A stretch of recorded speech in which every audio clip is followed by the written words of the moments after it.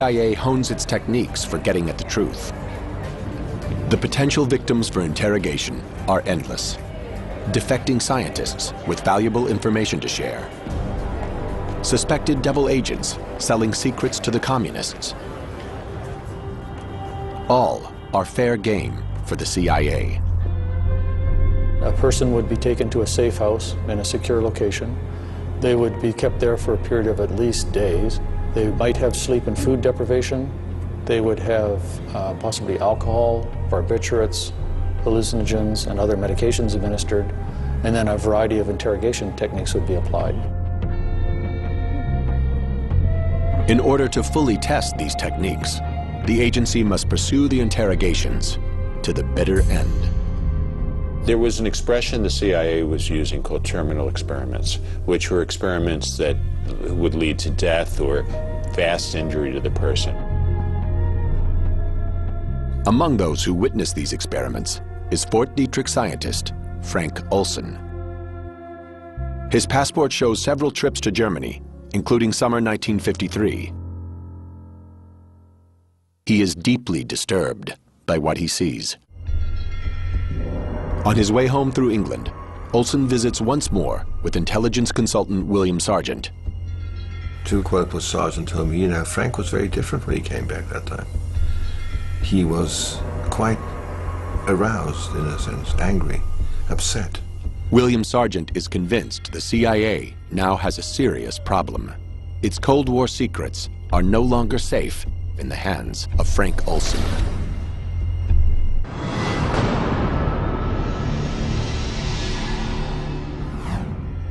Summer 1953. Cold War paranoia grips America. In Europe, Frank Olson witnesses extreme interrogations at the hands of the CIA. His British confidant, William Sargent, no longer thinks Olson can be trusted. Olson was on a plane out of RAF Northolt on the way home to Washington. Sargent has called his controller at MI6 and said, "We have a problem." That information would have gone up the chain and it would have eventually reached Washington. Frank Olson had an incredible storehouse of knowledge about top secret matters concerning biological weapons and substances. And as such, he would have been a person who there would have been great concern if he had started to talk publicly. As head of mind control research, Sidney Gottlieb is the one man who knows the full extent of Olson's knowledge. If Olson's been sharing state secrets, Gottlieb needs to know. He decides to conduct a little experiment of his own. Deep Creek Lodge in Maryland, Wednesday, November 18th, 1953. Frank Olson and 6 colleagues from Special Operations at Fort Detrick attend a clandestine meeting. They are joined by counterparts from the CIA, including Sidney Gottlieb and his deputy, Robert Lashbrook.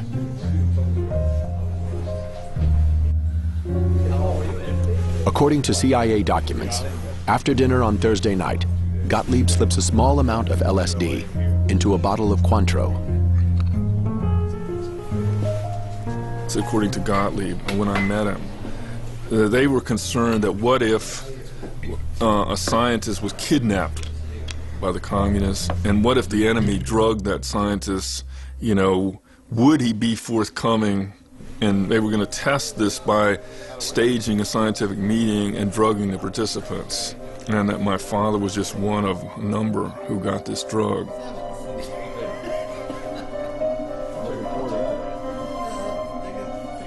Allegedly, all but 2 of the scientists present are drugged unwittingly. 20 minutes later, Gottlieb tells them what he's done, and the meeting gradually deteriorates as the narcotic takes effect. But what happens after that remains disputed. Some believe Olson is interrogated.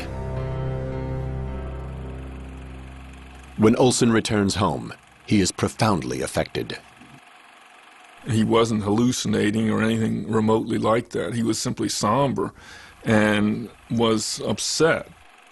He used that phrase that he'd made a terrible mistake and he had decided he wanted to quit his job. Instead of accepting Olson's resignation, his boss sends him to New York for psychiatric counseling. He's accompanied by Robert Lashbrook from the CIA. But the attending doctor, Harold Abramson, is not a psychiatrist, but an allergist. He's been experimenting with LSD for the CIA's mind control research. The doctor's notes show several meetings with Olson over the course of the week. On the Friday evening, Olson calls home to his wife, Alice.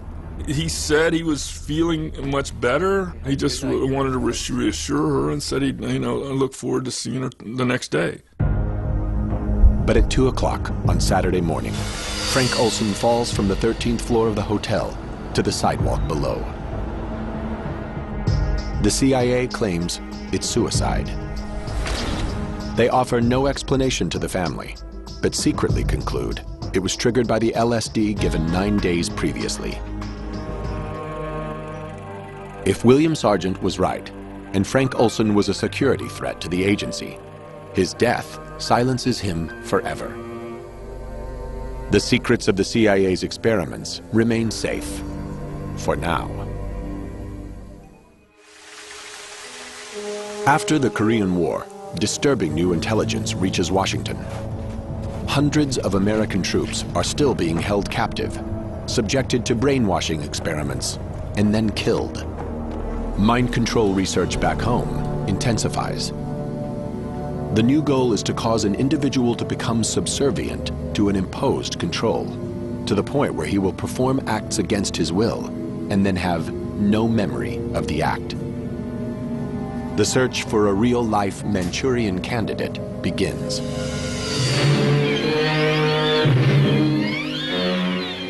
In the Hollywood classic directed by John Frankenheimer, a hypnotized soldier is programmed to assassinate a presidential candidate. Like a clip from the movie, the CIA attempts to create its own Manchurian assassins using hypnosis and drugs. You create this new identity inside that's hidden from the main part of the person by an amnesia barrier. And then using an access code, you can call out this new identity for whatever mission purpose. To produce such an assassin, the CIA faces two main challenges: how to induce amnesia and how to program in new behavior. In 1957, Dr. Ewan Cameron, an eminent psychiatrist in Montreal, believes he has the answers. The agency sought him out because they had noticed his work, in particular with two techniques, intensive electroshock and what he called psychic driving. Cameron applies his techniques under the guise of normal therapy. It's hard to say just how awful and horrendous what Cameron proposed and what our government financed was. There's a three-part technique which started with an effort to wipe out past patterns of behavior. And this was accomplished through the use of particularly intensive, repeated, high-level electroshocks until no more convulsions could be elicited from a patient.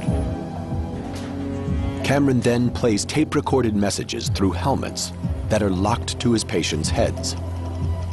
This psychic driving forces them to listen to repetitive statements for weeks on end to program in new behavior. Now, the final phase was to try to wipe out all recollection of what had happened, and that was accomplished by putting people to sleep for 30, 40 days, accompanied by